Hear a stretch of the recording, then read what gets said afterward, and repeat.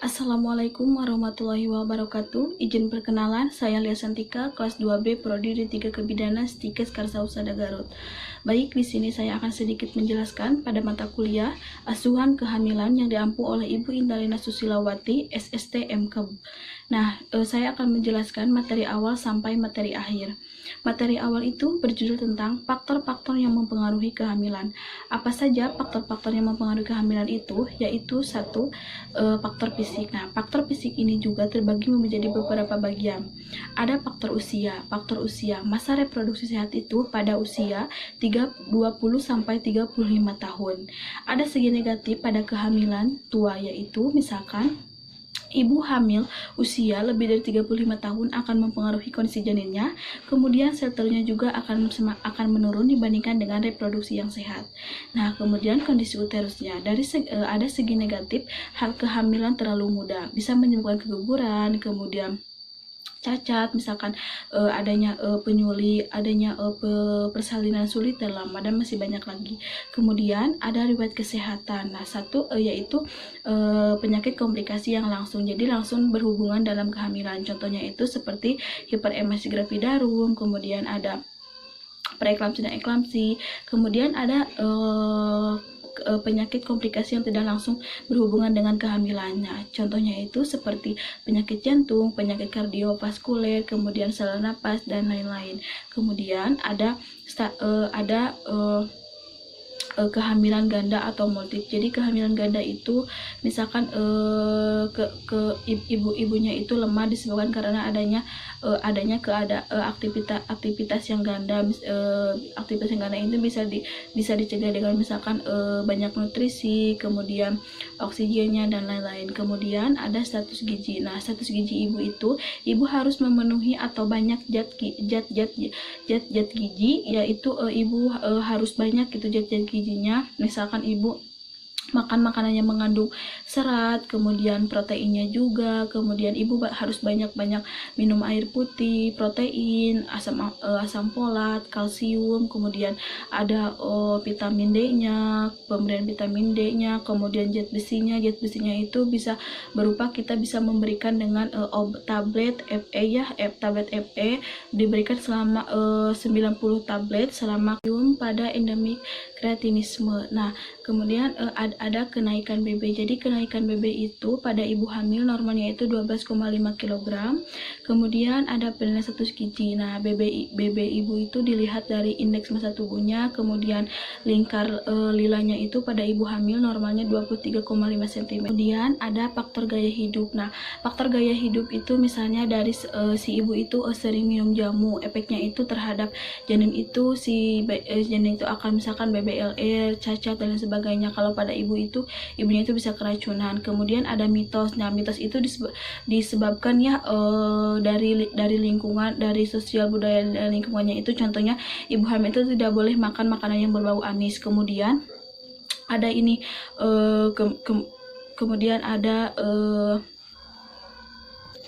kemudian ada aktivitas seksual. Menurut evidence based aktivitas seksual itu harus dikurangi atau dihentikan atau tidak melakukan aktivitas seksual ya. Kemudian ada aktivitas sehari-hari. Jadi si ibu hamil itu harus menjaga keamanan, aktivitas keamanannya ya bagi ibu hamil terutama pada trimester 3. Kemudian ada senam hamil. Nah, senam hamil ini sangat bagus untuk ibu hamil. Misalnya ibu hamil itu terutama ya pada trimester 3 ibu hamil itu harus melakukan senam hamil untuk menjaga robekan perineum pada saat persalinan. Kemudian ada perokok. Nah, efek bagi ibunya itu akan mengalami penyakit paru, jantung, sedangkan pada janinnya itu akan mengalami BBLR, prematur dan lain sebagainya. Kemudian ada yang dinamakan dengan kehamilan di luar nikah. Nah, efeknya itu atau reaksinya itu si pelaku misalkan tidak bertanggung jawab, kemudian si korbannya itu bisa melakukan abortus ya, atau menggugurkan bayinya. Kemudian masih banyak lagi ya. Kemudian ada substansi abus. Jadi substansi abus itu adalah perilaku yang membahayakan atau merugikan pada ibu hamil, terutama pada penyalahgunaan misalkan obat atau zat atau zat-zat yang membahayakan bumi. Misalkan penyalahgunaan obat-obat itu seperti misalkan ibunya itu perokok, kemudian alkohol, kafein, dan masih banyak lagi. Nah, judul yang selanjutnya itu ada kebutuhan psikologis pada ibu hamil trimester 1, 2, dan 3, yaitu super keluarga terdiri dari suami. Misalkan suami itu mendapatkan atas keturunannya, kemudian ada dukungan keluarga, ayah ibu dan mertuanya itu bahagia atas kehamilannya, kemudian ada dukungan dari lingkungan, jadi misalkan berdoa bersama untuk kesehatan dan keselamatan bagi ibu dan bayinya dari ibu-ibu pengajian, kemudian ada support dari tenaga kesehatan yang aktif itu misalkan pada kelas antenatal, kemudian kalau yang pastinya itu jadi kita sebagai bidan atau tenaga kesehatan memberikan kesempatan kepada ibu hamil yang kesulitan untuk berkonsultasi. Kemudian ada rasa aman dan nyaman selama kehamilan. Jadi rasa aman dan nyaman selama kehamilan itu misalkan dukungan dari suami, ayah, ibu, dan mertua itu sangat tinggi. Itu bisa mensupport tinggi, itu bisa menyebabkan si istri itu merasa aman dan nyaman. Kemudian ada persiapan menjadi orang tua. Ada 3 tahap menjadi persiapan orang tua, itu taking in. Jadi taking in itu meniru dan bermain peran. Kemudian ada taking hold. Jadi taking hold itu mencoba dan berfantasi. Kemudian ada letting go. Nah, letting go itu jadi melakukan kegiatan yang nyata. Ada persiapan sibling atau saudara kandung. Cara mengatasi sibling itu misalkan ibunya itu menjelaskan atau memberitahu kondisi posisinya. Kemudian ibu bisa mengajak si anak berbicara dengan calon bayi yang dikandung ibunya. Masih banyak lagi ya untuk dalam cara mengatasi siblingnya. Kemudian yang selanjutnya itu ada yang berjudul tentang deteksi dini komplikasi dan penyulit yang terjadi pada kehamilan. Yang pertama itu ada kehamilan gemeli atau ganda. Jadi kehamilan gemeli itu adalah terdapat 2 atau lebih. Selanjutnya ada jenis-jenis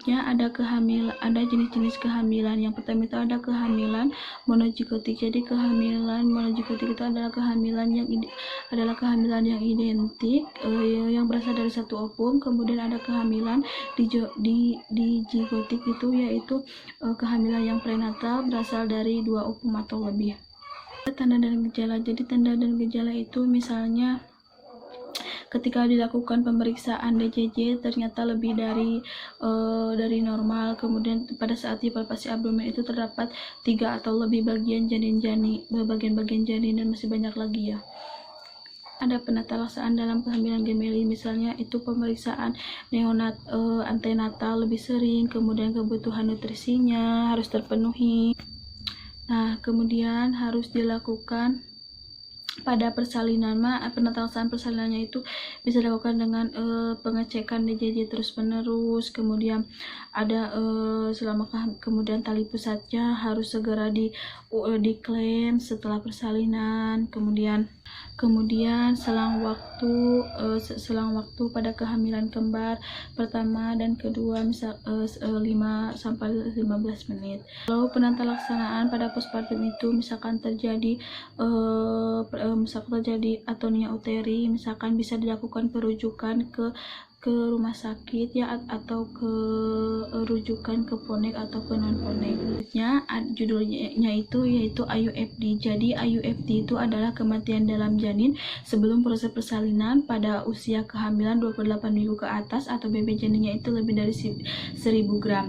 Kemudian ada etiologinya, itu bisa disebabkan ibunya itu obesitas, perdarahan banyak, kemudian preeklamsi, dan masih banyak lagi. Nah, ada tanda dan gejalanya. Tanda dan gejalanya itu misalkan si ibunya itu tidak merasakan lagi gerakan janin. Nah, ketika diinspeksi terlihat ibunya itu, BB-nya itu menurun, kemudian ada tidak perubahan payudaranya juga tidak terlihat. Kemudian ketika dipalpasi itu TFU-nya itu lebih rendah dari kehamilan tua. Kemudian ketika di auskultasi itu tidak terdengar DJJ.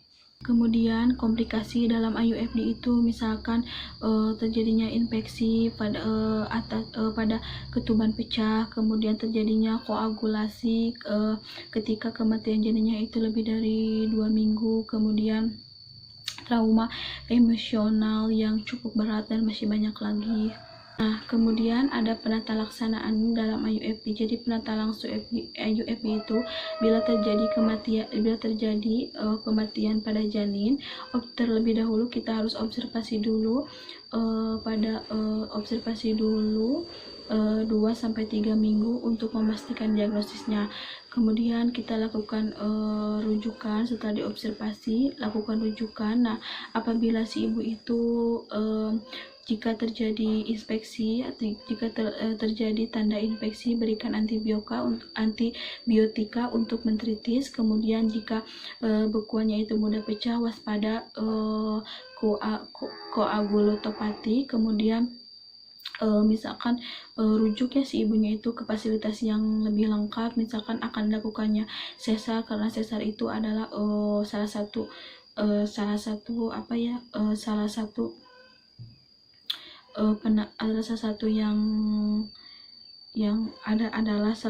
alternatif yang terakhir.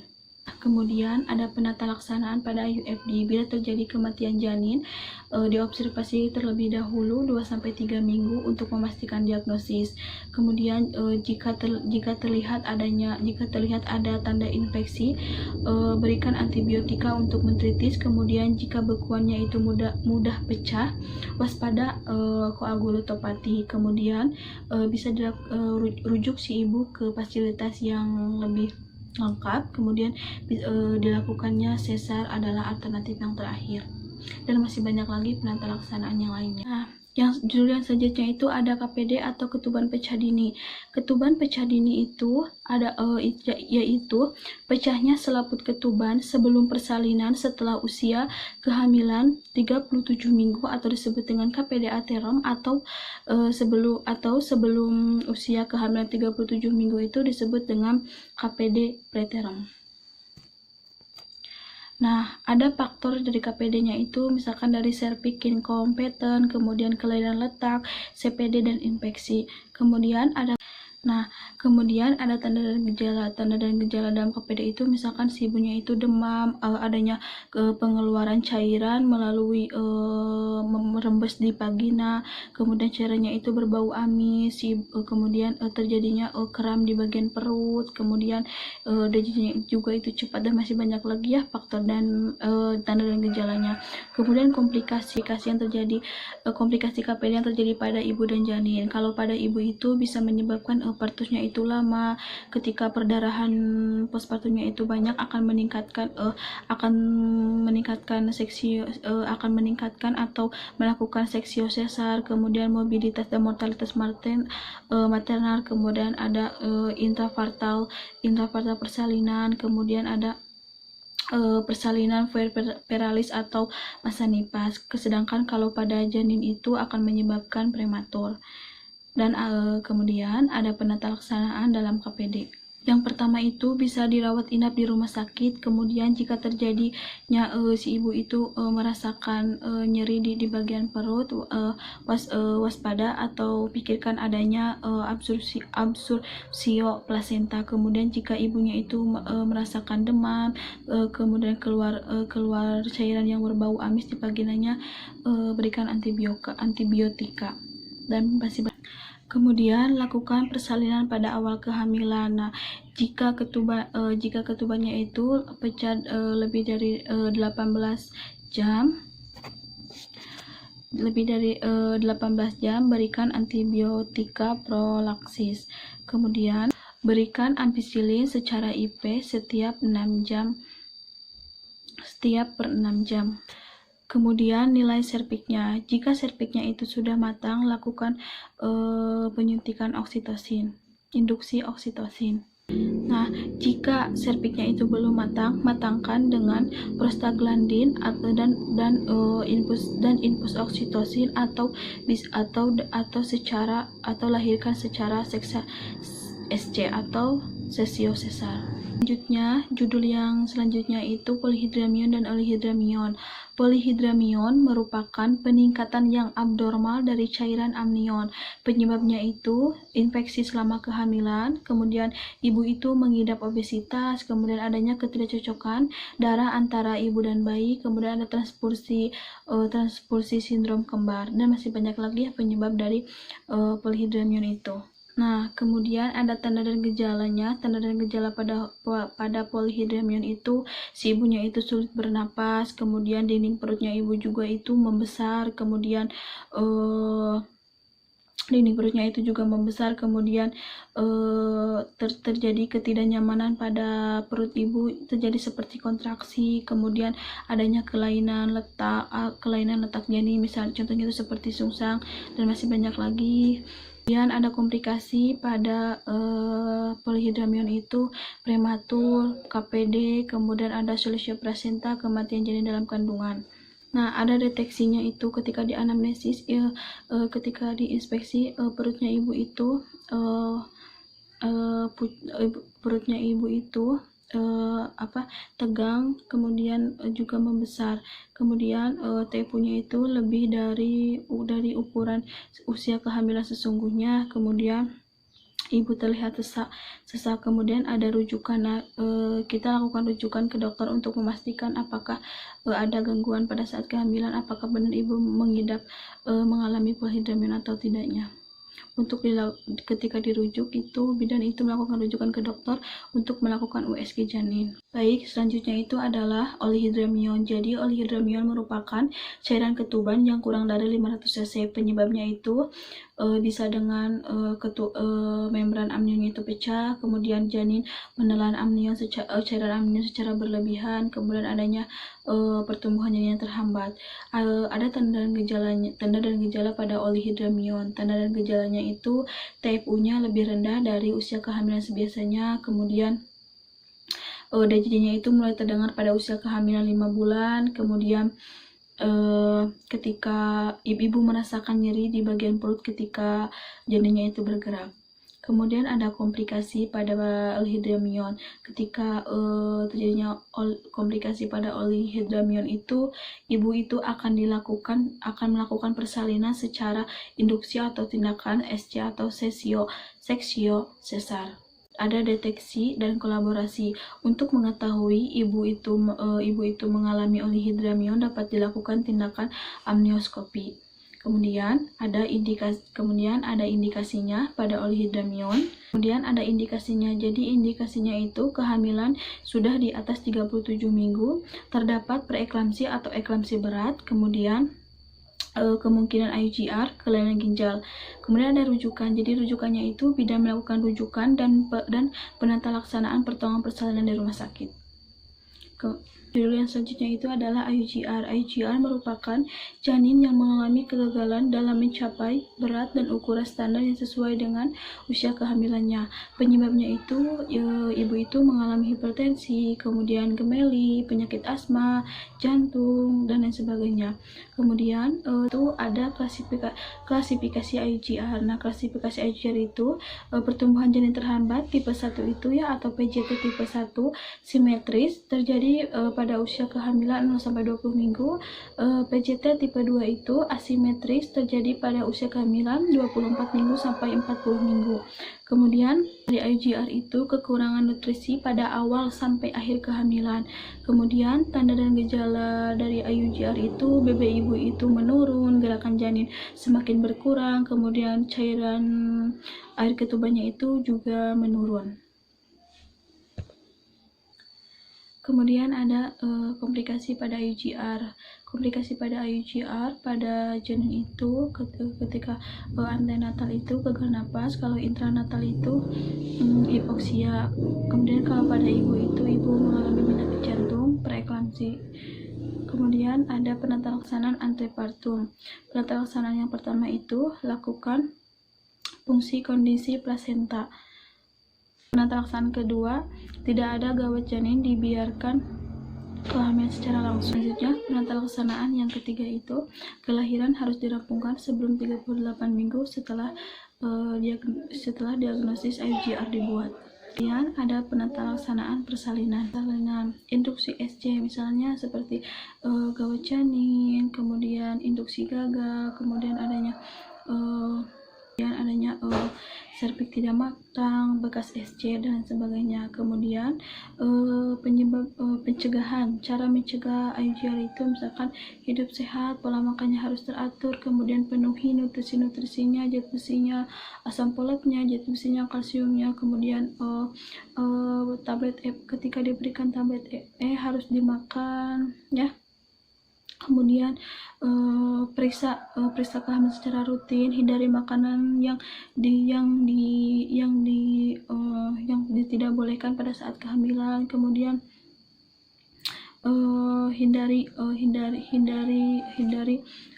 perokok, alkohol dan sebagainya. Tata laksanaan persalinan, indikasi SC, gawat janin, induksi gagal, kemudian serviks tidak matang, bekas SC dan sebagainya. Kemudian pencegahannya itu hidup sehat, pola makannya itu harus teratur, penuhi nutrisinya, energinya, proteinnya, kalsiumnya, zat besinya, kemudian berikan suplemen obat FE, kemudian periksa kehamilan secara rutin, hindari makanan yang tidak diperbolehkan pada saat kehamilan. Kemudian hindari perokok, alkohol dan sebagainya. Kemudian judul yang selanjutnya itu adalah makrosomia. Makrosomia merupakan adanya kelainan atau BB janinnya itu lebih dari 400 gram. Kemudian faktor penyebabnya itu si ibu itu mengalami diabetes, kemudian obesitas, adanya riwayat melahirkan makrosomia, BB ibu itu meningkat, kemudian adanya dari faktor genetik, faktor dari usia, kemudian masih banyak lagi ya. Kemudian ada tanda dan gejala makrosomia. Yang pertama itu tanda dan gejalanya itu BB bayi lebih dari 400 gram, kemudian TFU atau tinggi fundus uterusnya lebih dari 40 cm, kemudian adanya cairan amniotik. Baik, yang selanjutnya itu ada penata laksanaan. Jadi bidan itu harus merujuk pasien ke rumah sakit untuk dilakukan tindakan lebih lanjut atau melahirkan secara seksio sesar. Kemudian ada komplikasi. Komplikasi pada janin itu akan mengalami hipoglikemia. Sedangkan kalau pada ibu itu akan mengalami perdarahan postpartum, kemudian adanya ruptur uterus serviks dan adanya infeksi. Judul yang selanjutnya yaitu adalah gerakan janin tidak terasa. Gerakan janin tidak terasa merupakan suatu kondisi janin bergerak kurang dari 3 jam atau 3 jam dalam. Baik, judul yang selanjutnya yaitu gerakan janin tidak terasa. Jadi gerakan janin tidak terasa itu adalah suatu kondisi di mana janin bergerak kurang dari 3 kali dalam 3 jam atau ibu tidak merasakan gerakan si bayi setelah usia kehamilannya itu 22 minggu sampai masa persalinan. Nah, gerakan janin itu pada usia kehamilan 28 minggu ibu bisa mengetahui gerakan kaki, badan, dan lutut. Kemudian pada usia kehamilan 29 minggu ibu si gerakannya itu semakin kuat. Kemudian pada usia kehamilan 32 minggu itu gerakannya itu semakin tumbuh besar. Kemudian ruang geraknya juga semakin sempit. Kemudian ruang geraknya semakin sempit. Kemudian apabila tendangannya itu mengenai tulang rusuk ibu akan mengalami ketidaknyamanan di bagian perut. Kemudian pada usia kehamilan 36 sampai 40 minggu itu ibu itu tendangannya akan semakin berkurang 10 gerakan akan semakin berkurang 10 gerakan dalam waktu 24 jam itu masih disebut dengan normal. Kemudian ada penyebab dari gerakan janin tidak terasa itu.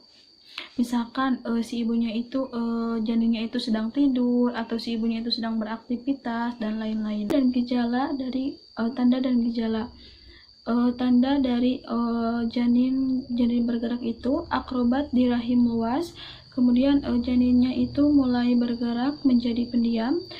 Tanda dari janin yang tidak bergerak itu tidak adanya gerakan, tidak adanya DJJ, kemudian perut kram yang berkelanjutan, kemudian sakit mual yang berlebihan, perdarahan yang tidak normal.